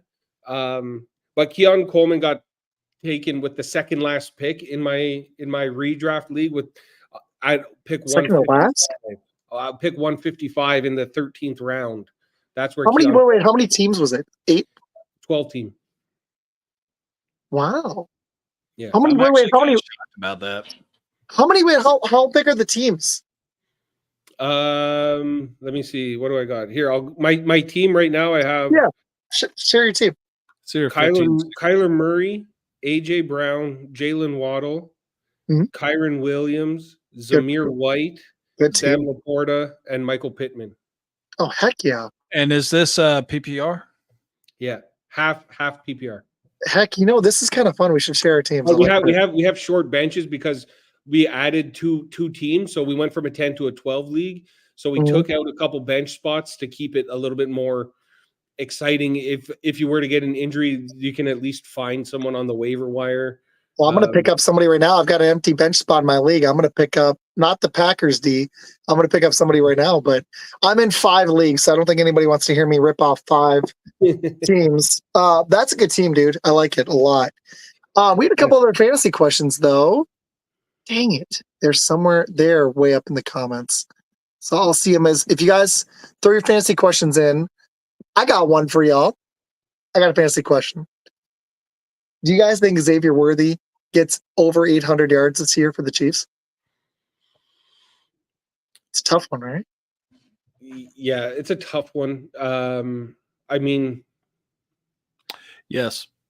I would say yes. I think so too, actually. Just because of Mahomes. Yes, but I mean, I drafted him. He's on my bench right now. I have him on my bench just in case anything does kind of take off with him. But I mean, 800 yards is a lot for a rookie. 800 yards is a lot. It really is. But he also has the ability that he catches one ball at 70 yards. Exactly. I mean, and that's a huge chunk. And if he, you look at today's game for a receiver to get 1,000 yards in one season, it's like 63 or 70 yards per game or something like that. Yeah, 17 games now. It still is what? You'd have to get 60 yards a game to hit 1,000, but 50 yards a game would get you at 850. And that's tough. That's averaging. So variance with a rookie, even with Mahomes, teams are going to not let him go deep. You know what I mean? It's good defensive coordinators. And a good player to actually compare him to, even though no one has Xavier Worthy's speed, is look at what Tank Dell did last year. Oh my God, he was great when he was healthy. He's little though. That's my concern with him. He was great. That's why I said he was great. He was like, honestly, I'm wondering you know what? Fine, let's do it. Who's going to be the Texans' #1 receiver this year? Because I stayed away in fantasy because it was like Green Bay. I couldn't tell who it was going to be. Like Diggs what does he have left? Nico Collins was great, or is it going to be Tank Dell? What do y'all think? I don't even know. Seriously, I'd probably go Nico, but I did feel great about it. Yeah, I did the same. I avoided the Houston locker room or wide receiver room. I think they're going to have 3 number ones, which means you have no number one, and it's just like the Bears. Yeah, it's just a. Exactly. But except the Bears ones are good. They're all going to be good. They're going to nullify each other a little bit. Yeah. I just think that every time every time the ball is going to someone else, it's, you're taking away from the other guy. So like on the field, like as a football fan, it'll be fun to watch them. As a fantasy manager, you're not going to want to play them because unless you got all 3. Unless you get all 3. I took Devonta Smith and AJ Brown the same league, and I was like, it's going to be that thing where you have Nico Collins on your roster, but okay, he had an off week, so I'm going to bench him, and then he explodes, and then he had a good game, I'll put him back in, and then they target Stephon Diggs more, and you're going to be playing that game of should I start him, should I sit him, and I think that's going to be the case for all 3 of those guys. Fantasy hot take. Here's the fantasy hot take of the year. 3 rookie receivers that go over 800 yards this year. Med, who would you take for the Texans, though? Let's finish that other take.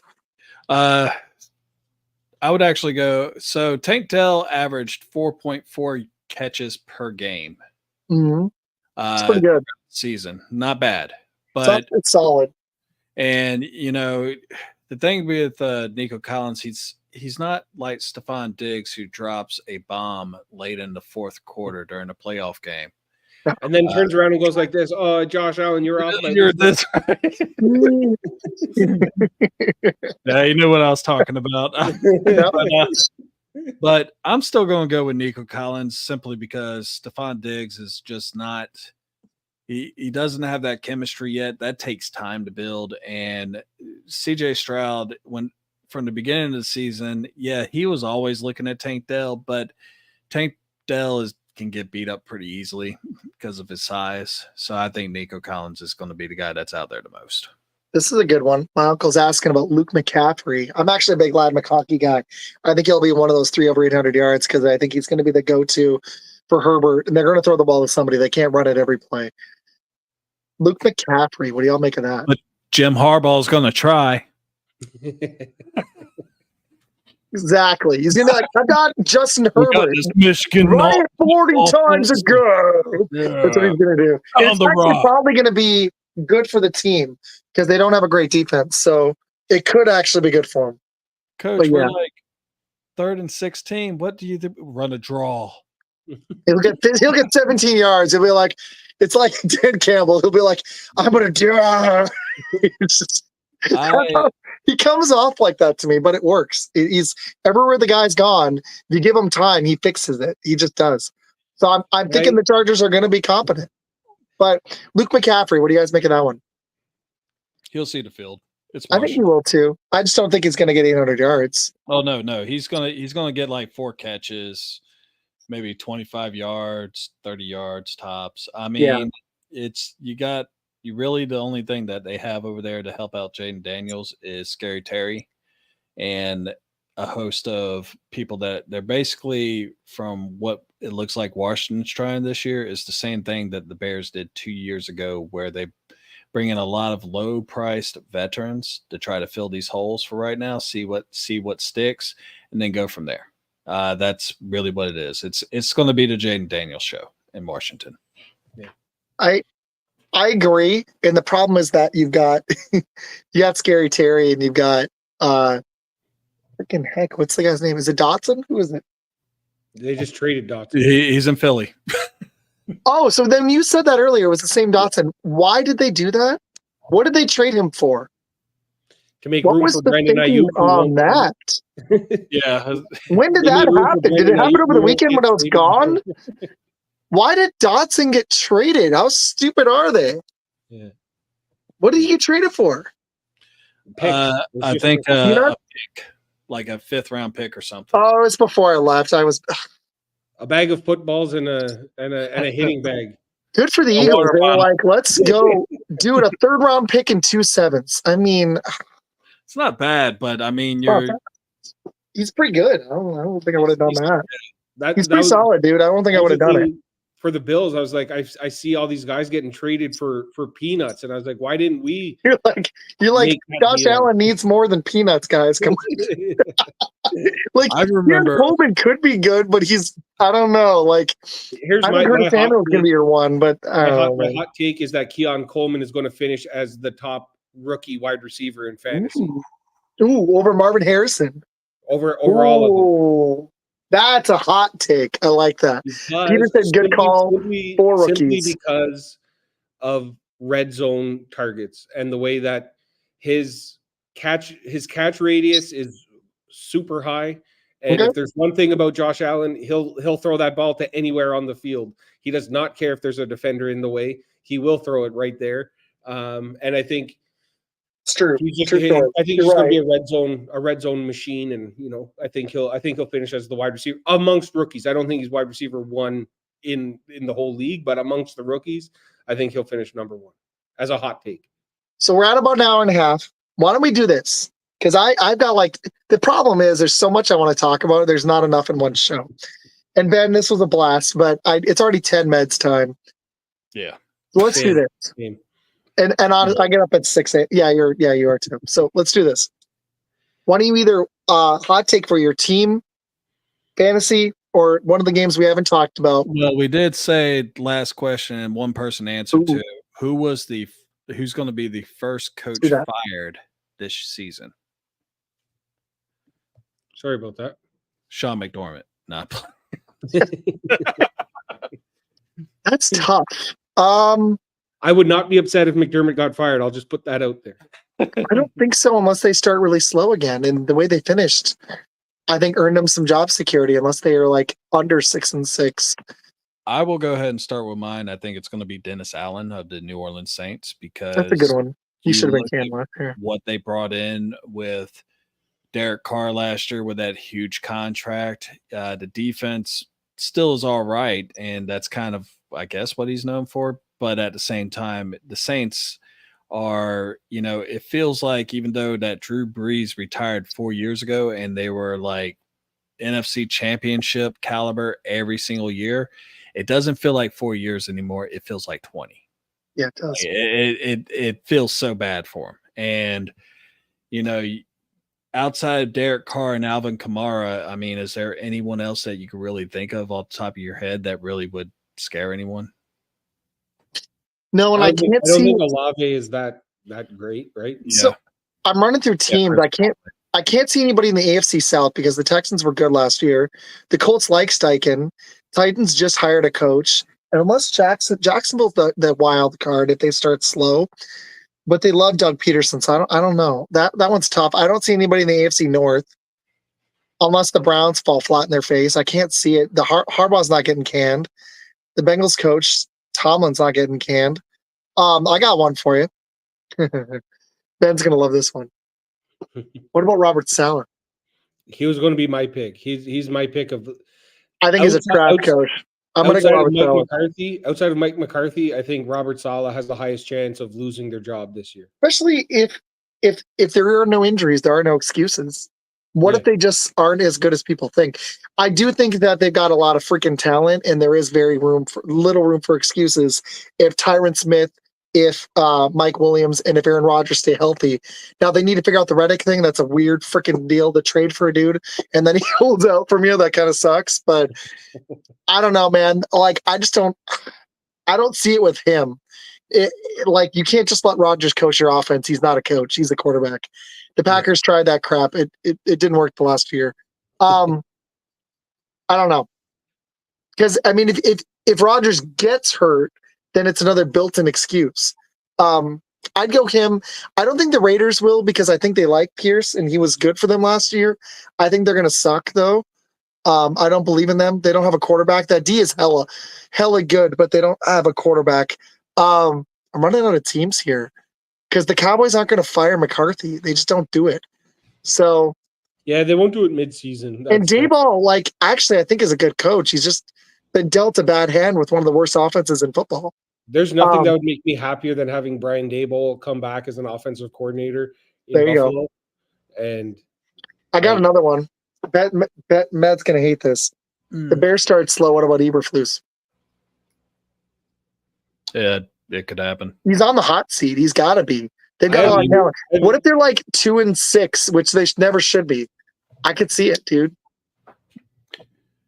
The way I look at it is whenever you actually get a high draft pick and you spend it on a quarterback, then you need to get an offensive mind to help build that quarterback. Oh, absolutely. They have it. The last offensive guru that we hired was Mark Trestman. CFL legend. Legend. I'm sorry. Let me put some respect on that.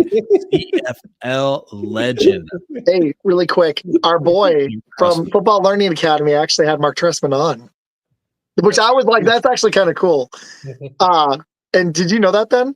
No, I didn't. But I did have him on my show. He's a great guy. Yeah, he had Mark Trestman on. I was like, I'm 98% sure. He had him on, I think, earlier this year, actually.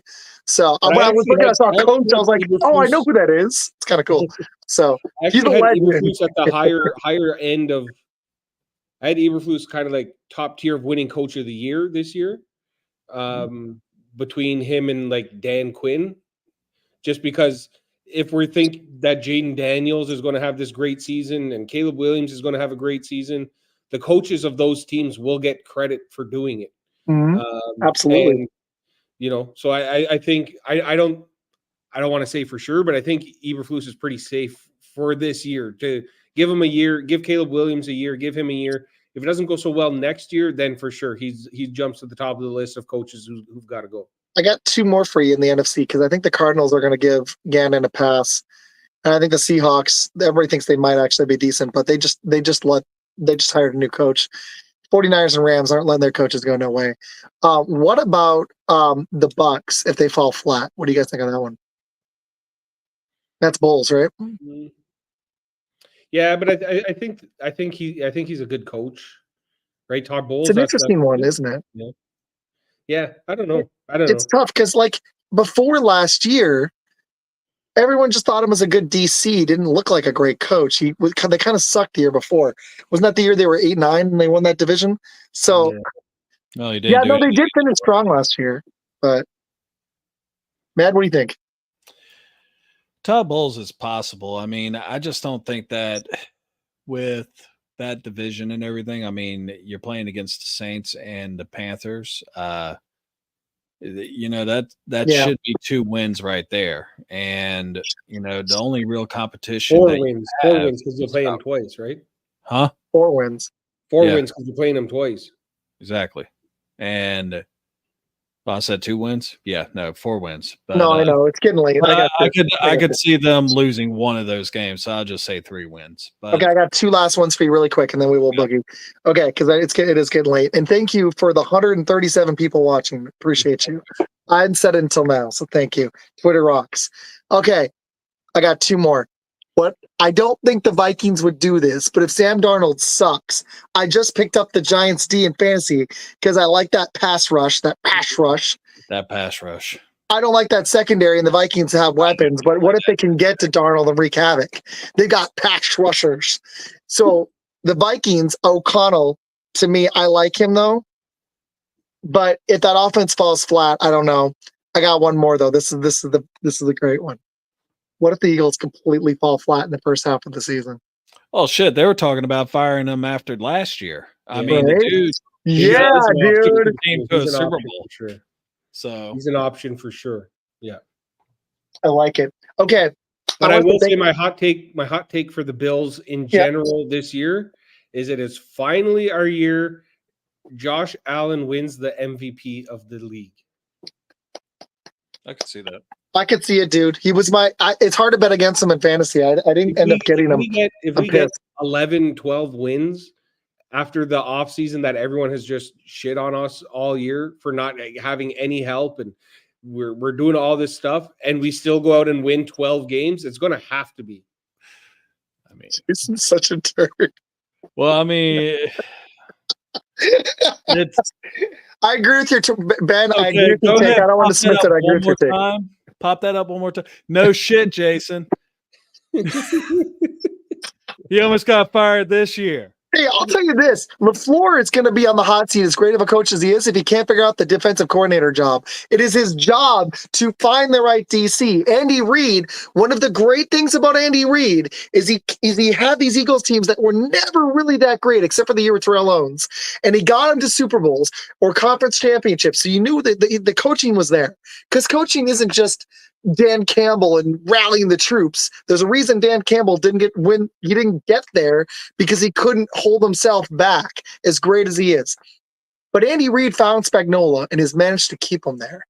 And that has been one of the underlying reasons they are back-to-back champions. Because you don't lose Tyreek Hill and win back-to-back without a great defense. And they've done that. So good for them. So if LaFleur can't figure out the DC job, Jason, I'm just telling you, LaFleur could be on the hot seat in a year or two because our offense looks legit. Yeah. All right. This has been a blast. I missed it. It's been 2 weeks. Ben, please tell people where to find your show, when you have it, all about it. So my weekly show comes out on Tuesday mornings. I usually record Sunday or Monday and then, figuring it all out and getting it all ready to go. So it's out Tuesday mornings. And then I also do a live episode once a week, usually Wednesday nights. You did one tonight. Double duty. Yeah, exactly. I did back to back tonight. So I've been going now for 2.5 hours. So thank you. We appreciate you. I was having a blast, man. Sorry. You can find me at Mafia Members Pod.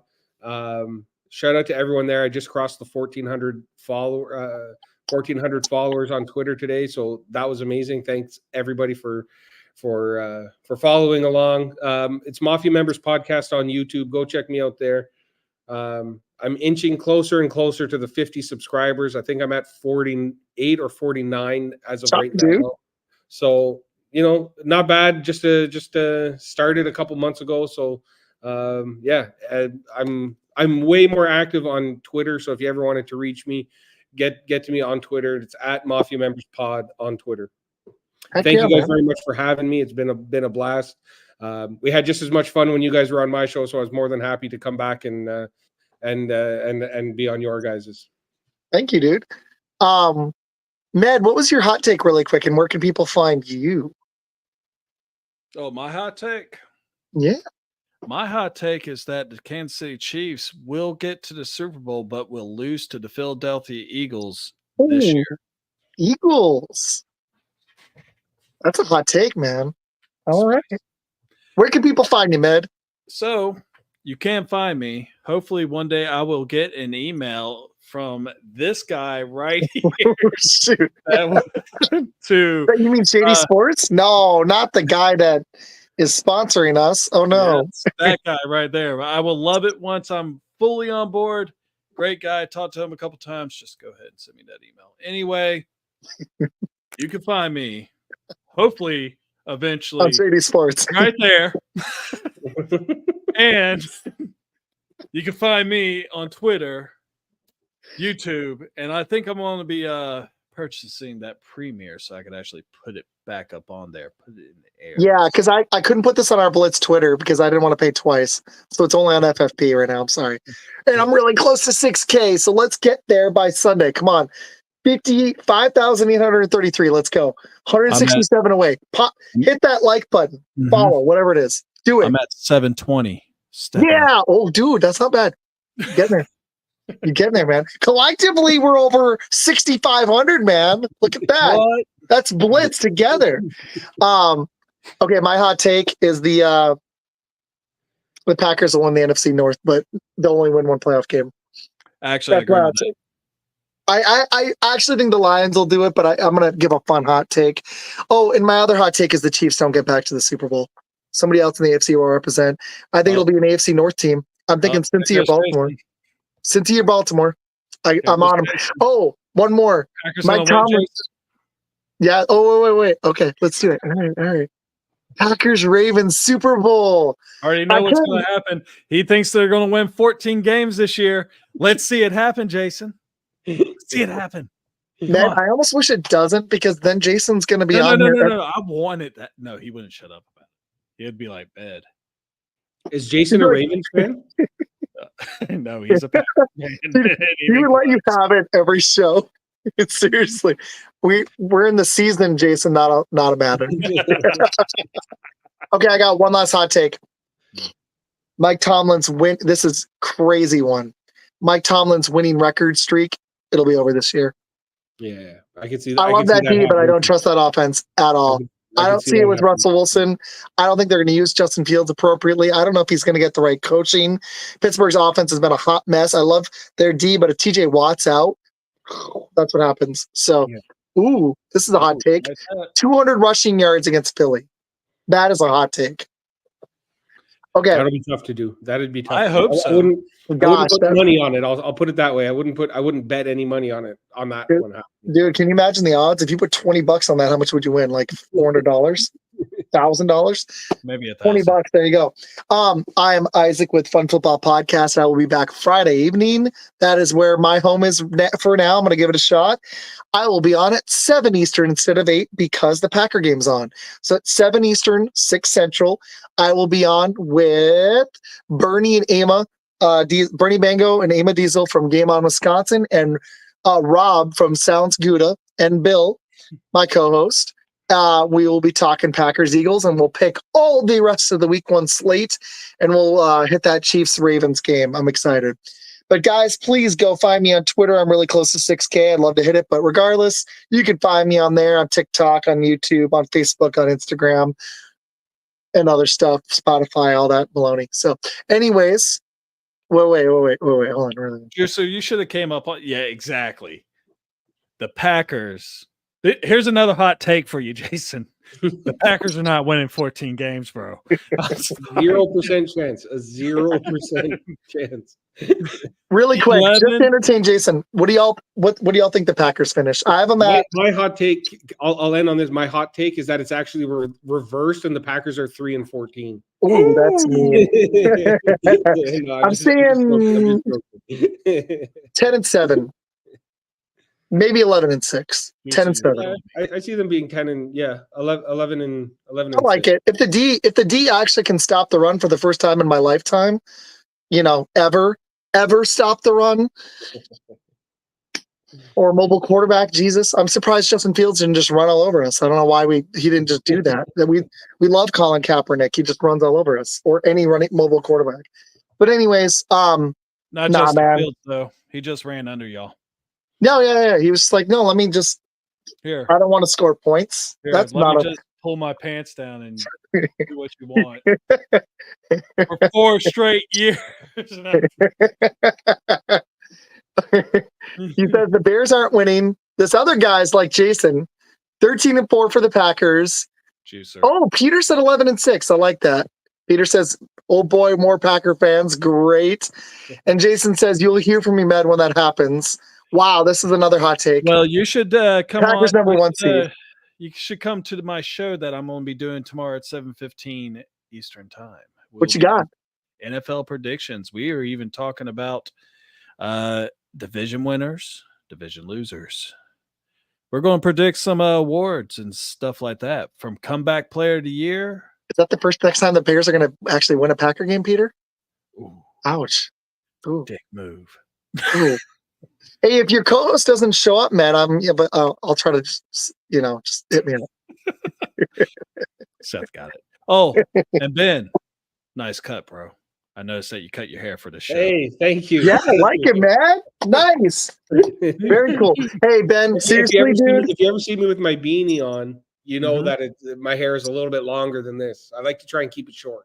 But Dude, I've had a blast both times with you. Hopefully we can clap again very soon. Seriously. We actually may have an opening next week because I don't know if we're going to be able to work out our schedule with the other person. So maybe we'll bring you back on, and hopefully you're not in a really bad mood after a loss. I know Med might be. That would really suck. So I'll be in Minnesota. You'll be in Minnesota. Yeah, exactly. Minnesota. All right, guys. This is Blitz. This was a blast. I'm going to let these guys get some sleep. We will probably be back next week. I'll let you know Med is out of town, but I will be back on Friday evening, like I said, with a whole Packer panel. Med, you should join. It'd be a blast for you. And yeah, otherwise, guys, please go like and subscribe. Mafia members, Shots on the Sideline, and Fun Football. And we will see you again probably next week. Thanks, guys. Ha! Know what time I'm